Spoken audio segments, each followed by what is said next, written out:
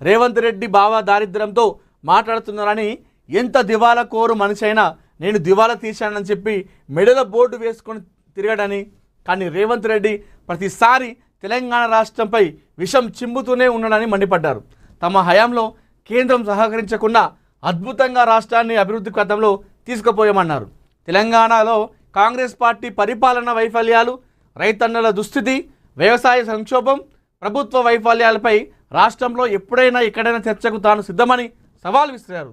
దమ్ముంటే రేవంత్ రెడ్డి స్వయంగా సమయం స్థలం నిర్ణయించి చెబితే చర్చకు వస్తామన్నారు.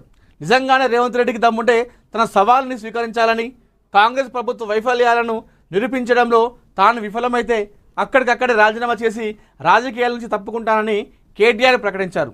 చాలా పెద్ద స్టేట్మెంట్ మరి ఇది కేటీఆర్ నుండి. సీఎం, ఆయన కుటుంబం, మంత్రులు, కాంగ్రెస్ నేతల దోపిడీ వల్లనే తెలంగాణ దివాలా తీస్తుందని ధ్వజమెత్తారు. కేసీఆర్ పాలనలో ప్రతి రంగం అగ్రస్థానం వైపు పయనిస్తే రేవంత్ రెడ్డి పాలనలో మాత్రం పాతాళానికి పడిపోతుందని అన్నారు. నిజంగానే రేవంత్ రెడ్డికి చిత్తశుద్ధి ఉంటే రాష్ట్రంలో మద్యపానాన్ని నిషేధించాలని, మద్యం అమ్మకాలను నిషేధించాలని కేటీఆర్ సవాల్ విసిరారు. రాష్ట్రంలోని ప్రతి ఒక్కరూ రేవంత్ రెడ్డి పాలన పైన కోపంగా ఉన్నారని, అన్ని గమనిస్తున్నారని, చివరకు రానున్న రోజుల్లో బాహుబలి సినిమాలో బల్లాల దేవునికి పట్టిన గదే పడుతుందని అన్నారు. తాను నమ్మిన హిట్లర్కి ఎలాంటి ముగింపు కలిగిందో అలాంటి ముగింపే ప్రజలు రేవంత్ రెడ్డి రాజకీయ జీవితానికి ఇస్తారని కేటీఆర్ అన్నారు. ఈ మధ్యకాలంలో మన నాయకులు సినిమాలు బాగా చూస్తున్నట్టున్నారు నాకు తెలిసి. ఎగ్జాంపుల్గా అందరూ సినిమాలోనే చెప్తున్నారు. ఏది ఇక్కడ ఇప్పుడు కేటీఆర్ గారు ఏమన్నారు, బాహుబలిలో బల్లాల దేవునికి ఏ గది పట్టిందో అదే గది పడుతుంది రేవంత్ రెడ్డికి అని చెప్పేసి కేటీఆర్ చెప్తున్నారు. మొన్న మన సీఎం గారు ఏమన్నారు, అరుంధతి సినిమాలో పశుపతిని బంధించినట్టు ఫామ్ హౌస్లో కేసీఆర్ని బంధించినామని చెప్పేసి అటు సీఎం గారు అన్నారు. అంటే ఏదైనా ఎగ్జాంపుల్గా తీసుకోవాలంటే మన తెలంగాణ నాయకులు సినిమాలో ఉన్నటువంటి ఏదైతే విలన్ క్యారెక్టర్లు ఉంటాయో అలాంటి క్యారెక్టర్లు తీసుకొని ఇక్కడ చెప్తా ఉన్నారు. అంటే మన నాయకులు సినిమాలు బాగానే చూస్తారని చెప్పేసి మనం చెప్పుకోవచ్చు. ఈ నేపథ్యంలో చూద్దాం మరి ఇప్పుడు కేటీఆర్ గారు ఈ వ్యాఖ్యలు చేసిండు. దీనిపైన జగ్గారెడ్డి గారు కూడా స్పందించారు. మరి కేటీఆర్ గారు మన రేవంత్ రెడ్డి గారు ఎలా స్పందిస్తారు, మరి మిగతా నాయకులు ఏ విధంగా స్పందిస్తారో చూడాలి. ఇక్కడ కేటీఆర్ గారు ఏం చేసిందంటే, సీఎం, ఆయన కుటుంబం, మంత్రులు, కాంగ్రెస్ నేతల దోపిడీ వల్లనే తెలంగాణ దివాలా తీస్తుందని చెప్పేసి అన్నారు కదా. ఇది అంటే కేవలం 2.5 సంవత్సరాల్లోనే ఇప్పుడు ఈ చెప్తున్నది కేటీఆర్ గారు. ఇప్పుడు ఎందుకంటే ప్రభుత్వం ఏర్పడి 2.5 సంవత్సరాలుగా వస్తుంది. అంటే ఈ 2.5 ఏళ్లలో సీఎం, ఆయన కుటుంబం ఉండు, అదేవిధంగా కాంగ్రెస్ మంత్రులట, అదేవిధంగా కాంగ్రెస్ నేతల దోపిడీ వల్లనే ఈ విధంగా అయిందని చెప్పేసి అన్నారు. అంటే సుమారు 3 ఏళ్ళు అనుకోండి. మరి ఇప్పుడు ఇదే బీఆర్ఎస్ పార్టీ అప్పుడు 9 ఏళ్ళు చేసింది. మరి ఈ 9 ఏళ్లలో బీఆర్ఎస్ నాయకులు, బీఆర్ఎస్ మంత్రులు ఎంత సంపాదించి ఉంటుంది అని చెప్పేసి అప్పుడు కూడా ఇలాంటి విమర్శలు చేశారు. ఎవరు? కాంగ్రెస్ పార్టీ నుండి కూడా.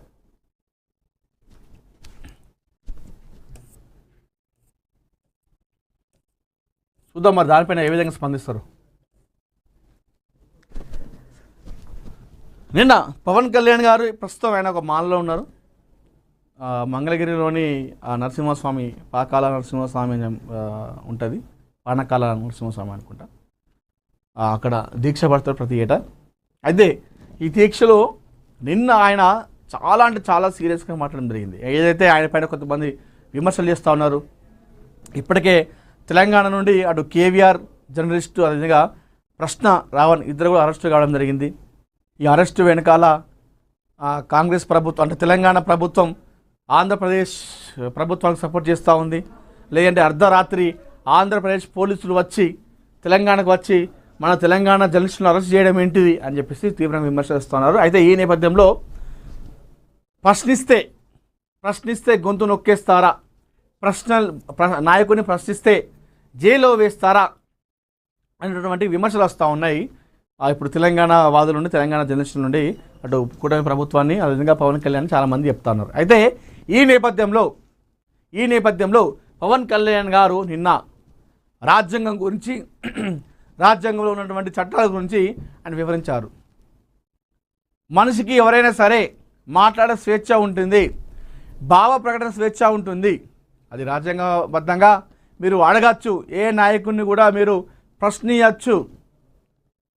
మమ్మల్ని నిలదీయచ్చు, అంటే మా విధానాల పట్ల, మా ప్రభుత్వాల విధానాల పట్ల మీరు అడగవచ్చు, ప్రశ్నించచ్చు, ఏమని చేయొచ్చు. ఇది రాజ్యాంగంలో ఉంది. మేము రాజ్యాంగాన్ని గౌరవిస్తాం. ఇదే రాజ్యాంగంలో వ్యక్తిని తిట్టుమని, వ్యక్తిని వ్యక్తిగతంగా విమర్శలు చేయమని, వ్యక్తిగతంగా ఆ మనిషి యొక్క జీవితాన్ని బయట పెట్టమని రాజ్యాంగం ఏనాడు చెప్పలేదు అని చెప్పేసి నిన్న చాలా అంటే చాలా సీరియస్ కావడం జరిగింది పవన్ కళ్యాణ్ గారు, ఆంధ్రప్రదేశ్ డిప్యూటీ సీఎం. ఆధారాలు లేని ఆరోపణలు సహించం, సోషల్ మీడియా దుర్వినియోగంపై పవన్ హెచ్చరిక. Social media దుర్వినియోగంపై Andhra Pradesh deputy CM Pawan Kalyan కీలక వ్యాఖ్యలు చేశారు. వాక్ స్వాతంత్రాన్ని దుర్వినియోగం చేయడం సరికాదన్నారు. ఒకరి హక్కులను మరొకరు హరిస్తే చట్టపరమైన చర్యలు తెప్పవని హెచ్చరించారు. ప్రజాస్వామ్యంలో ప్రశ్నించే హక్కును స్వాగతిస్తామని, కానీ ఆధారాలు లేకుండా ఆరోపణలు చేయడం సహించబోమని స్పష్టం చేశారు. మత విశ్వాసాలను దెబ్బతీయడం రాజ్యాంగం కల్పించిన హక్కు కాదని పవన్ అన్నారు. వ్యక్తిగత దూషణలు, చంపేస్తామని బెదిరించడం, దేవుళ్ళు దేవతలపైన ఉద్దేశపూర్వకంగా వ్యాఖ్యలు చేయడం సమంజసం కాదన్నారు. నిర్మాణాత్మక విమర్శలను ప్రభుత్వం ఎప్పుడు స్వాగతిస్తుందని చెప్పారు. సైబర్ వేధింపులు, పరువు ప్రతిష్టలను దెబ్బతీసే చర్యలు ఆందోళన కలిగిస్తాయని పవన్ పేర్కొన్నారు. నేరస్తులకు కులం, మతం ఉండదని స్పష్టం చేశారు. సోషల్ మీడియా వల్ల ఇబ్బందులు ఎదుర్కొంటున్న వారికి ప్రభుత్వం అండగా ఉంటుందని హామీ ఇచ్చారు. డిప్యూటీ సీఎం కార్యాలయంలో ఇందుకోసం ప్రత్యేక విభాగాన్ని ఏర్పాటు చేస్తామని ప్రకటించారు. బాధితులు ఆధారాలతో ఫిర్యాదు చేస్తే వెంటనే విచారణ చేపట్టి కఠిన చర్యలు తీసుకుంటామని తెలిపారు. ఇలాంటి నేరాలకు పాల్పడిన వారిపై బిఎన్ఎస్ నిబంధనల ప్రకారం చర్యలు తీసుకుంటామని స్పష్టం చేశారు. ఒకడు క్రైమ్ చేసిండు, ఒకడు నేరం చేసిండు. నేరగానికి కులం, మతం అంట కడతారా? వాడు నేరస్తుడు, వాడొక నేరస్తుడు అంతే.